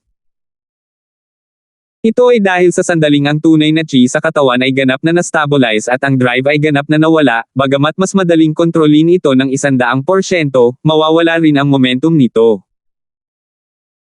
Sa oras na iyon, ang estado ng pagtatatag ng pundasyon ay ganap na magiging matatag, at ang Zenki sa katawan ay hindi na magiging tulong upang makapasok sa yugto ng Jindan. Sa halip, ito ay magiging isang tunay na balakid sa pambihirang tagumpay dahil sa pagkawalang kilos at pagkawalang kilos ng kasalukuyang sitwasyon. Naisip ni Terence na ang teorya ng pagbagsak sa mga antas ay hindi kapanipaniwala noong una, ngunit pagkatapos na pag-isipan ito, tila may kabuluhan ito. Hanggat ang foundation ng isang tao ay sapat na malakas, at mayroon silang sapat na potensyal, ang paglusot sa isang lakad ay tila mas madali kaysa gawin ito ng sunod-sunod. Ito ang tinatawag na, henyo ay hindi lumalakad sa ordinaryong landas. Siyempre, kung ang isa ay walang anumang theoretical na batayan at padalos-dalos na lumakad ng bulag, kung gayon ang isa ay hindi magiging isang henyo, ngunit isang ganap na tulala. Nanlaki ang mga mata ni Terence nang makuha niya ang golden core. Ang dalisay na chi sa kanyang mga meridian ay higit sa doble, at ito ay tumataas pa rin. Ang nakakatakot na presyon ay tumama sa kanyang mga meridian at nagdulot ng kalituhan sa lahat ng direksyon. Pakiramdam ni Terence ay para siyang isang lobo na binobomba pa ng puno ng hangin, na handang sumabog anumang oras. Ito ay hindi isang ilusyon, ngunit isang tunay na likas na babala mula sa kaibuturan ng kanyang katawan matapos makatagpo ng matinding panganib. Bagamat ang Golden Core at ang Foundation Stage Golden Core ay parehong uri ng medicinal pill, ang isa ay 5th grade pill, habang ang isa ay 4th grade pill. Masyadong malaki ang pagitan nila, lalo na sa mga Masters of the Foundation Stage, parang langit at lupa ang kahulugan ng dalawa. Maaaring pataasin ng Golden Core ng Foundation Establishment ang lakas ng kanilang tunay na chi ng 20%, ngunit maaaring doblehin ng Golden Core ang lakas ng kanilang tunay na chi, o higit pa. Ang pagtaas ng 20% ay isang pagpapabuti sa loob ng saklaw ng kontrol, ngunit ang pagtaas ng 2 beses ay masyadong pinalaki. Kung hindi ito hahawakan ng maayos, talagang makakapatay ito ng tao. Lalo na dahil ang creation battle technique ni Terence ay isang napakalakas at marahas na pamamaraan, ang epekto at pinsala ng kanyang purong enerhiya ay mas malakas kaysa sa mga normal na tao. Dagdag pa, ito ay isang pambihirang tagumpay, kaya ang kanyang dalisay na enerhiya ay lubhang matalas. Ito ay mas nakamamatay. Ang pagpasok sa Gold Core Realm ay malamang na makatagpo ng panganib ng lahat ng meridian na masira. Ang mga salita ni Terius ay hindi kasing simple nang sinabi niya ng basta-basta. At ito ay matapos gamitin ni Terence ang sining ng Dragon Mastery para baguhin ito. Kung ito ang orihinal na bersyon na may mas mababang katatagan, ito ay hindi mailarawan ng isip. Hindi katakataka na kahit ang isang maalamat na figure na tulad ni Terius ay may matagal na takot dito, at nahulog pa siya nang sa wakas ay nakapasok siya sa Nascent Soul Realm. Ito ay hindi isang inhustisya sa lahat. Nang nasa panganib na sumabog ang mga meridian sa kanyang katawan, lumabas ang mga ugat sa noo ni Terence. Ginamit niya ang kanyang malakas na paghahangad at kontrol upang simulan ang paggabay sa magulong chi sa kanyang mga meridian patungo sa kanyang dantian. Ayon sa sinabi ni Terius, ang dantian ang lugar kung saan nabuo ang core. Upang mabuo ang core, kailangan munang gabayan ang makapangyarihang tunay na chi sa buong meridian patungo sa dantian. Ito ang pinakamapanganib na hakbang sa buong proseso ng tagumpay, at pati na rin ang pangunahing hakbang na walang ibang mga shortcut. Kung makayanan niya ito, maaari niyang simulan ang susunod na hakbang ng core formation. Kung hindi niya ito makayanan, malamang na ang kanyang mga meridian ay madudurog, at sa mas pinalaking kaso, ang kanyang katawan ay maaaring sumabog at siya ay mamatay. 4,139. Tumutulo ang pawis sa kanyang noo, at duguan ang kanyang mga mata. Kinagat ni Terence ang kanyang mga ngipin at kumapit. Ang isang hakbang pasulong ay hindi langit, ngunit isang hakbang pabalik ay ang impyerno. Sa ganitong estado, hindi lamang maaaring sumabog ang kanyang mga meridian anumang oras, ngunit siya ay isang pinong linya lamang ang layo mula sa paglihis ng chi. Nagpatuloy ito sa loob ng 1 oras, at ginamit ni Terence ang kanyang hindi makatao na paghahangad upang ihatid ang lahat ng nakakatakot na chi na bomb ukol dahil sa golden core sa kanyang dantian. Sa mata ng mga ordinaryong tao, 1 oras lang iyon, ngunit para kay Terence, parang kalahating siglo na. Buti na lang at nagtagumpay siya sa wakas. Gayunpaman, ito ay malayo sa oras upang makapagpahinga. Hanggang ngayon, lahat ng ginawa niya ay gawaing paghahanda lamang. Ginabayan niya ang lahat ng totoong chi sa kanyang dantian. Ang susunod na bagay ay ang tunay na bagay, na kung saan ay upang bumuo ng golden core. Ang pinakamalaking pagkakaiba sa pagitan ng tinatawag na yugto ng Jindan at ang yugto ng pagtatatag ng pundasyon ay ang golden core ay mapapadikit sa dantian. Ang ginintoang core na ito ay magiging pinagmulan ng lahat ng totoong chi sa katawan. Ito ang simbolo ng pagbabago ng husay mula sa yugto ng pagtatatag ng pundasyon hanggang sa yugto ng Jindan. Kasabay nito, ito rin ang buhay ng lahat ng master sa entablado ng Jindan. Ang proseso ng pag-condensate ng golden core ay napakahirap, ngunit madali din dahil wala itong maraming kakayahan na pag-usapan. Ito ay para lamang sa patuloy na pag-condense at pag-compress ng malaking halaga ng Zinchi na iginiye patungo sa dantian noon hanggang sa tuluyang matuno ito sa isang solidong Zinchi na kristal. Ito ang golden core. Sa pangkalahatan, ang mga matagumpay na makakalampas sa pinakamapanganib na proseso ng tunay na pagbubuhos ng enerhiya ay bihirang mabibigo sa hakbang ng pagbuo ng golden core. Gayunpaman, kahit na ang lahat ay nabuo ang golden core, ang agwat sa pagitan nila ay parang langit at lupa.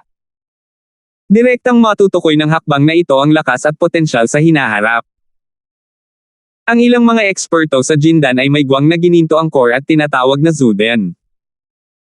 Sa lahat ng mga eksperto sa Jindan, sila ang natural na mahihina sa ibaba. Mayroon ding mga eksperto sa Jindan na ang gintong core ay kasing tigas ng bato at tinatawag na solid core. Sa lahat ng mga eksperto sa Jindan, natural ang kanilang lakas. Kahit na ang lahat ay nagsanay ng parehong martial arts technique, ang kapangyarihan ng isang solid core expert ay mas malakas kaysa sa isang Zuden expert. Ang ugat ng lahat ng ito ay ang kalidad ng golden core na nakondensed sa sandaling ito. Sa makatuwid, kahit na ang hakbang ng pagkondensing ng golden core ay hindi kasing delikado tulad ng dati, ito ang pinakamahalagang hakbang na walang sinuman ang nang-ahas na basta-basta. Kapag sila ay nag-relax o naging pabaya sa oras na ito, hindi na sila makakabawi. Walang ambisyosong master ang gustong bumuo ng void core, ang solid core lang ang makakatulong sa kanila na umunlad at maging isa sa pinakamalakas na masters. Gayunpaman, ang gustong gawin ngayon ni Terence ay iba sa iba. Ang gusto niyang paikliin ay hindi solidong core, kundi isang $10,000 golden core. Ang isang normal na solid core ay magkakaroon ng golden core na kasing tigas ng isang bato, ngunit ang 10,000 beauty golden core ni Terence ay mas mahirap kaysa doon ito ay kasing tigas ng meteorites. At ang lahat ng ito ay kailangang depende sa mga epekto ng Star Inkstone. Sa panahon lamang ng proseso ng pagbuo ng Jindan, ang isang tao ay maaaring sumipsip ng kapangyarihan ng mga bituin at karagatan sa parehong oras. Saka lamang makakabuo ang isang tao ng isang tunay na 10,000 kagandahan na si Jindan. Pagkatapos lamang ay makakagawa ng isang perpektong tagumpay at maging pinakamalakas na eksperto sa Jindan. Habang kinokontrol niya ang chi sa kanyang dantian at pinaikli ito, kailangang gawin ni Terence ang 3 bagay ng sabay.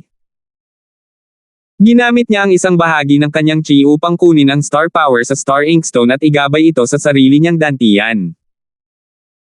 Kasabay nito, kailangan niyang kontrolin ang kanyang espiritu upang tipunin ang kapangyarihan ng karagatan at gabayan ito sa kanyang dantian.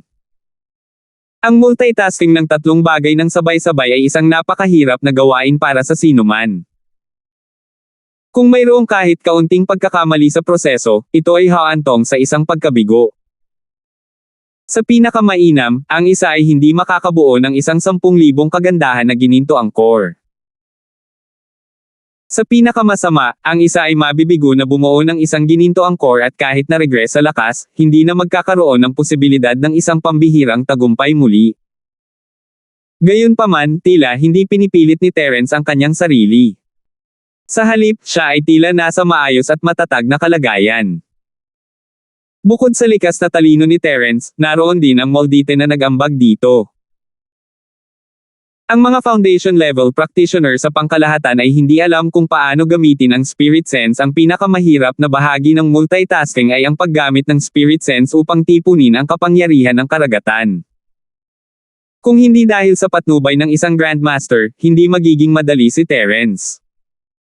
Sa puntong ito, ang pagbuo ng Gininto Angkor ay ang huling hakbang. Inisip ni Terence na ang tagumpay na ito ay magiging maayos hanggang sa mabuo niya ang 10,000 beauty golden core at makamit ang perpektong tagumpay, ngunit napagtanto niya na siya ay masyadong walang muwang. Ang pagbuo ng golden core sa kanyang dantian ay hindi isang problema, at ang paggamit ng kanyang espiritu upang tipunin ang kapangyarihan ng karagatan ang pinakamahirap na hakbang, ngunit hindi rin ito problema. Ang ikinagulat ni Terence ay ang tila simpleng hakbang ng pagtitipon ng mga bituin, ang kapangyarihan ay nagkaroon ng nakamamatay na aksidente. Sa sandaling ang kapangyarihan ng mga bituin ay ginabayan sa mga Meridian, isang malaking siwang ang biglang lumitaw sa mga Meridian. Ito ay talagang nahati ng direkta. Ang sobrang sakit at ang pagkabigla ay halos mawala ng kontrol sa katawan ni Terence. Ang chi na natipon sa kanyang dantian ay dumaloy pabalik sa kanyang Meridian, at malapit na siyang magduso mula sa chi deviation. Sa kabutihang palad, si Terence ay nag-react sa huling sandali at pinilit ang kanyang chi pabalik.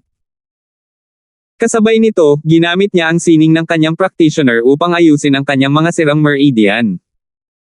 Gayunpaman, hindi siya nang ahas na ipagpatuloy ang pagkuha ng star energy mula sa star inkstone. Ang espesyal na katangian ng kapangyarihan ng mga bituin ay ang pagiging matalas nito at marahas. Ang dahilan kung bakit nahati ang kanyang mga Meridian ay dahil hindi nila matiis ang talas. Ito ay hindi isang bagay na maaaring gawin sa pamamagitan ng pagngangalit ng kanyang mga ngipin. Kung magpapatuloy ito, naniniwala si Terence na ang kanyang mga Meridian ay mawawasak ng kapangyarihan ng mga bituin bago niya mabuo ang 10,000 beauty golden peel. Hindi napigilan ni Terence na mapalad na naihatid niya ang enerhiya ng bituin sa pamamagitan ng kanyang mga Meridian, na nagbibigay sa kanya ng pagkakataong pagalingin ang kanyang sarili. Kung ipinadala niya ito sa kanyang dantian ng walang sinasabi, hindi sana ang kanyang mga Meridian ang nahati, ngunit ang kanyang dantian. Kapag ang dantian ng isang tao ay baldado, wala nang pagkakataong mailigtas ito. Ang isa ay magiging ganap na pile. Ngunit kahit na hindi ito nagdulot ng ganoong trahedya, hindi alam ni Terence kung ano ang gagawin. Ang Moldite ay nagturo sa kanya kung paano gamitin ang Star Inkstone, ngunit hindi niya ito ginamit mismo, kaya hindi niya alam ang mga detalye. Dalawang pagpipilian na lang ang natitira para kay Terence. Ang isa ay ang sumuko sa Star Inkstone at bumuo ng kanyang Gininto Angkor. Ito ang pinakaligtas na paraan, ngunit ang presyo ay hindi siya makakalusot ng perpekto. Tulad ng para sa natitirang pagpipilian, maaari niyang kagatin ang bala at patuloy na agawin ang kapangyarihan ng mga bituin. Gayunpaman, ang huling resulta ay malamang na isang pagkabigo sa core formation at siya ay magiging isang lumpo. Kinagat ni Terence ang kanyang mga ngipin at nag-isip sandali. Hindi siya pumayag na pumunta sa unang opsyon, ngunit ang pangalawang opsyon ay masyadong mapanganib. Maghuhukay siya ng sarili niyang libingan kung wala siyang maisip na mabisang solusyon. 4,140. Biglang, isang bombilya ang tumunog sa ulo ni Terence. Ang enerhiya ng bituin ay kasing talas ng isang sandata, at hindi niya ito basta-basta maipapasok sa kanyang katawan, ngunit parang walang ibang paraan. Sa pagtatapos ng araw, ang dahilan kung bakit maaaring masaktan ng kapangyarihan ng mga bituin ang mga Meridian ay dahil imposibleng ganap itong kontrolin sa pamamagitan lamang ng paggamit ng tunay na chi upang balutin ito. Gayunpaman, paano kung ito ay pino sa labas ng katawan at pagkatapos ay hinihigop sa katawan? Maaaring ito ay tila isang pantasya sa mga tagalabas, ngunit hindi imposible para kay Terence siya ay isang alchemist.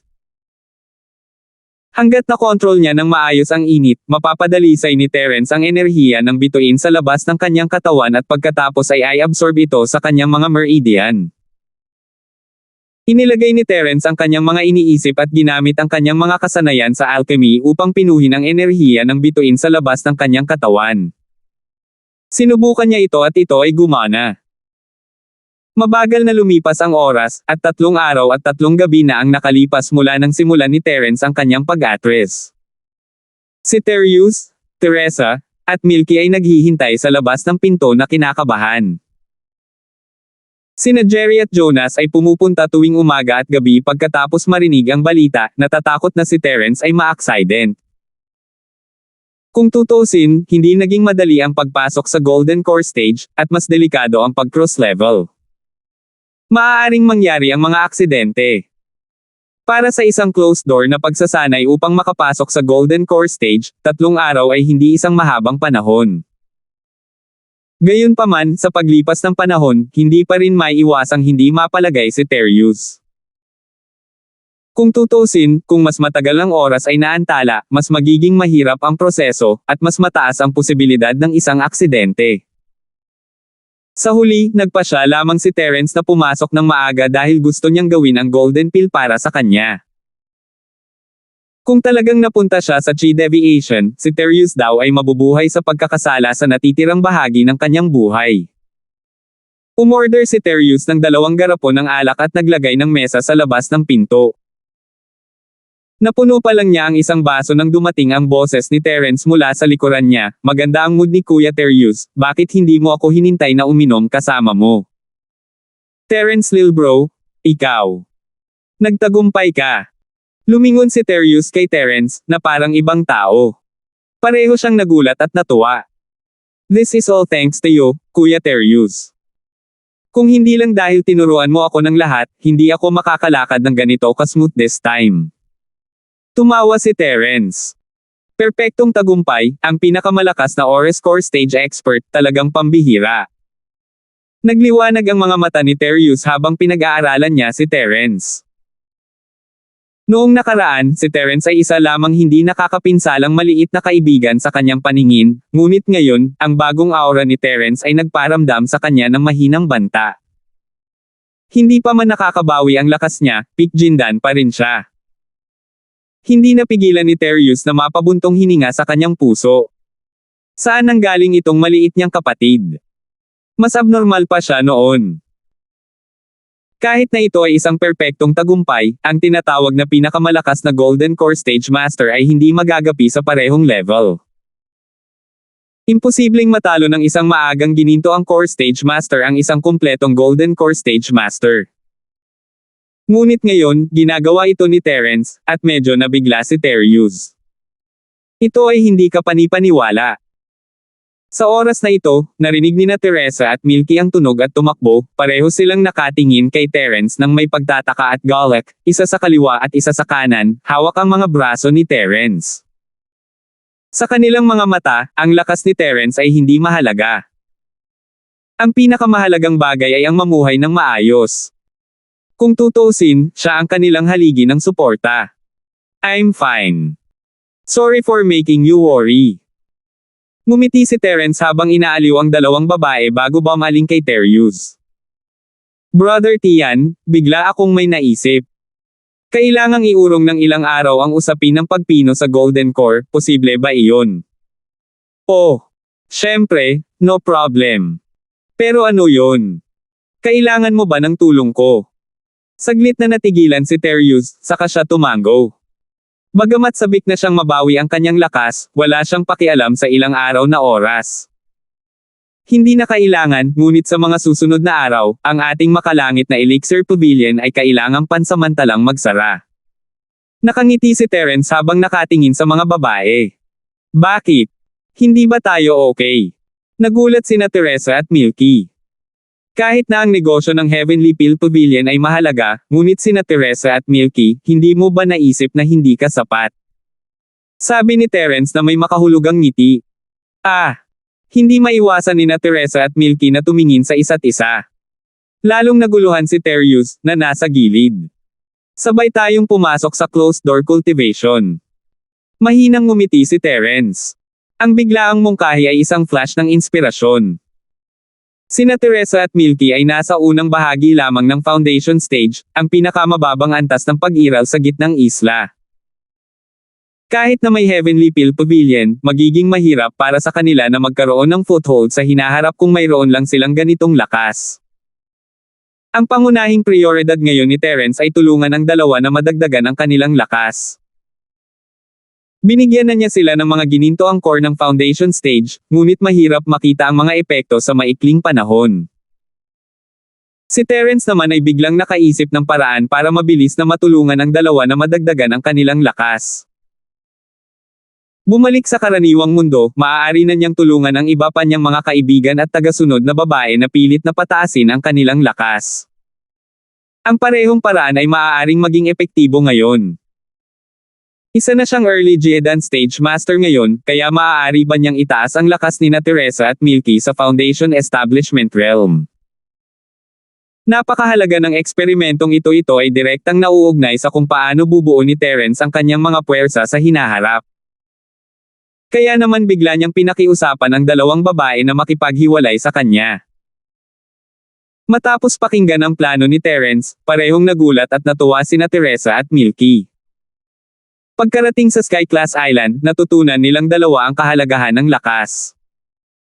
Femfital kailangan nilang magkaroon man lang ng lakas para protektahan ang kanilang sarili, at saka lang nila may iwasang magdulot ng labis na problema para kay Terence.